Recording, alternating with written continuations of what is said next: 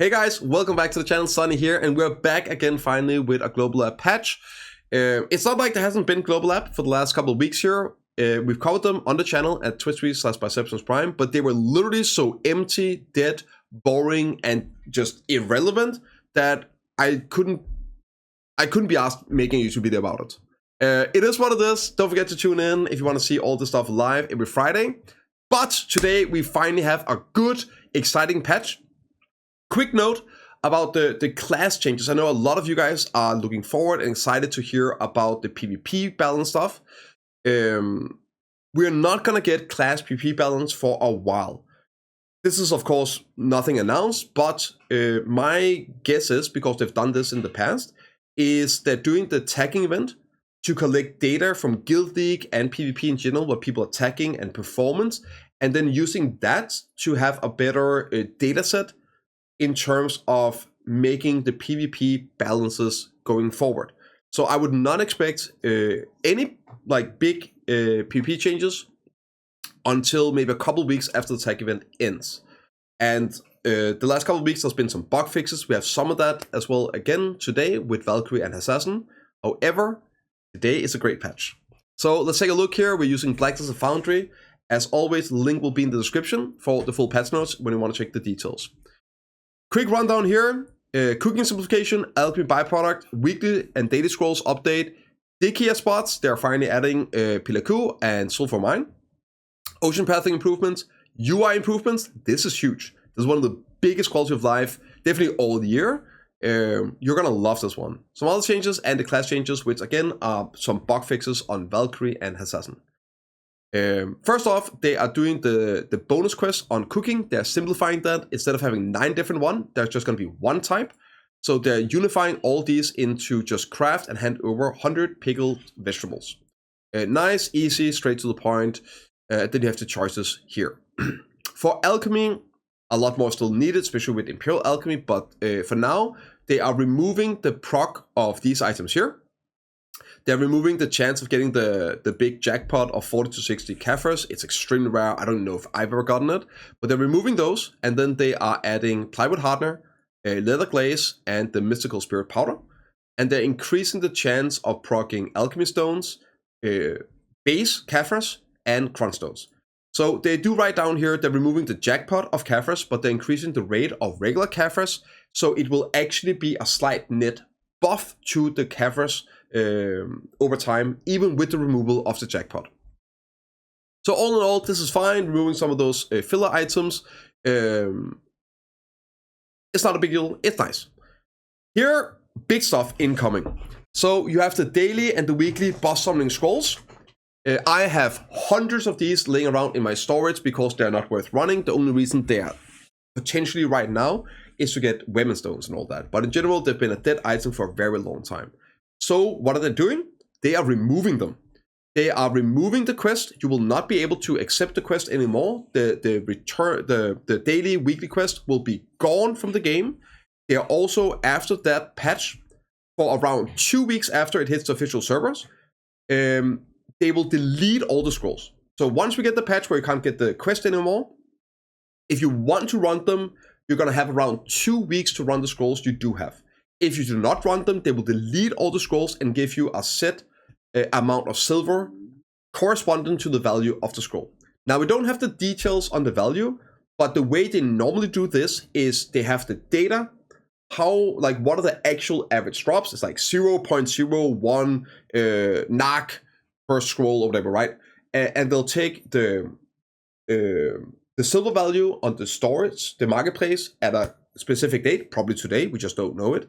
And they're going to give you the relative silver value with all the items on average in a scroll, and it's probably going to be an untaxed value. That's how they normally do it. Don't hold the gun to my head, don't quote me on that, but I would not panic. I'm going to keep my hundreds of scrolls in the storage. I'm just going to get a nice check in a couple of weeks when we get this. Now, quick note about this. Remember, Korea will probably get this patch on Wednesday. And we normally get all of these things the following week. So that would be 12 days from today. So again, if you want to run the scrolls, you can do it. We'll probably get an official post with the silver values before they get deleted. But I'm just gonna leave mine. I'll get some silver. I'm excited. Great, cleaning up the inventory, cleaning up all these quests. But wait, there is more.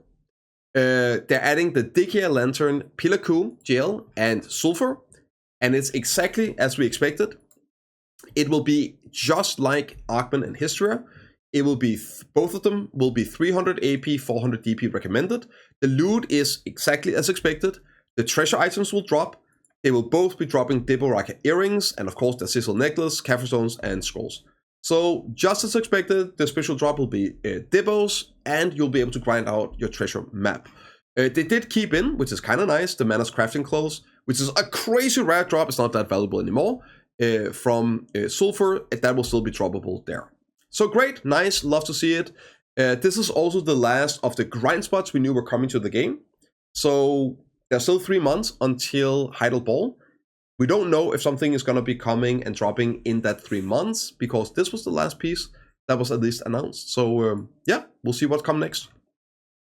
They are removing some stuff, the reef, to make it easier to autopath in the ocean. And this one here, this is the big addition on today's patch. I am extremely excited about this. I think this is one of the best quality of life, the best simplifications, definitely all year, probably for multiple years in BDO. This is going to be great for both veterans and new players. So what are they doing?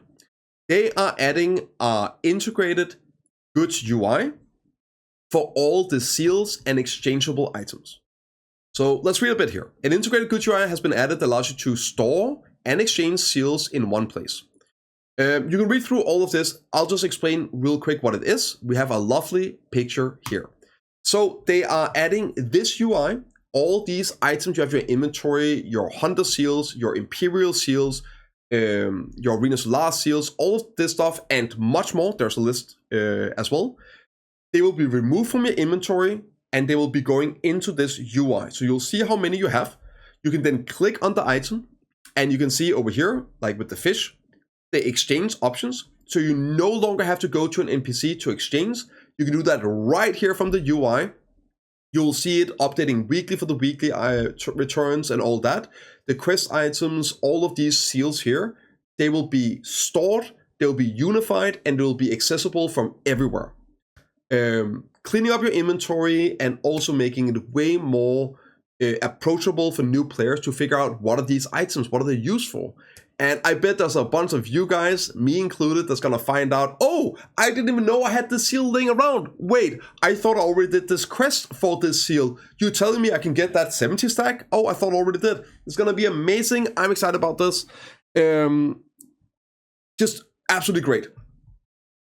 But wait, there is more. So not only are they doing this, right, which is awesome in the long term. You can see all the seals here. Items stored in the integrated UI. These are all the seals that will be integrated in it and be usable from it. They will probably add new seals over time. They will definitely do that into the system as well. But they don't want to add everything into it. So they are actually removing all of these items.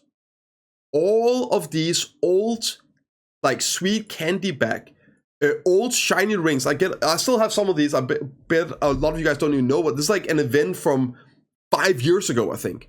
They're removing all of these, the yellow terminal coin, all of this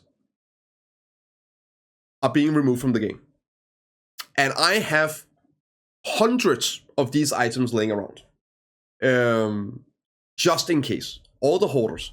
So what they're going to do is all of these old, useless events not coming back, forgotten items, etc. They are going to be exchanged into a new item, the reward seal, event reward seal, at a rate according to the value of the seals. So you don't have to do anything. Once you get this patch, all of those items are going to be gone and you will be sent this reward seal in exchange. We don't know what you can get for this yet, but it will obviously be an item where you can change it and there'll be a bunch of different things you can probably choose for it. And then you can exchange it for that and be done with it.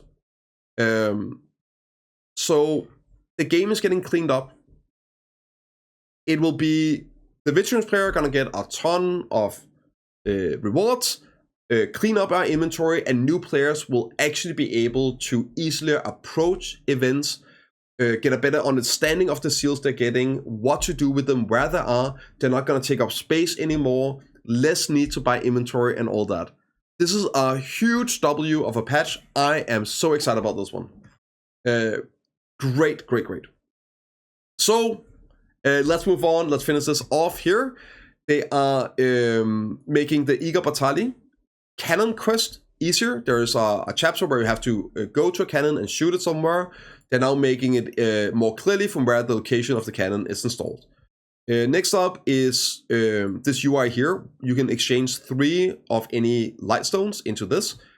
They are now popping up with what light stones you're exchanging, so don't accidentally exchange a strike because they look the same.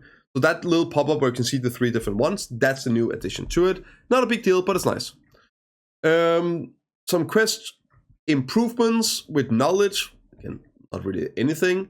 And then we have the class changes here. I do recommend reading through them. The TLDR is this. It's basically nothing.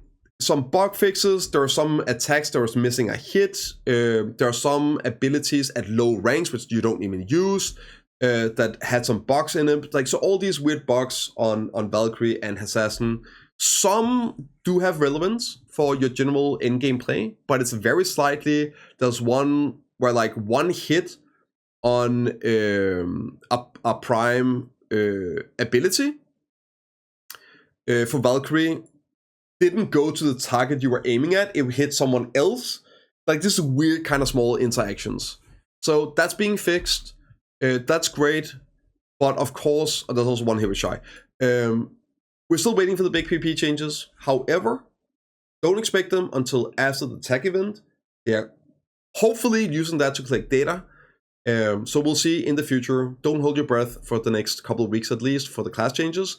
But all in all, I like this one. We're finally back. A good patch. Great quality of life. New grind spots. I'm excited to see it. Hopefully you guys like it as well. Let me know in the comments if this patch is something you're looking forward to or not. I'll see you all in the next one.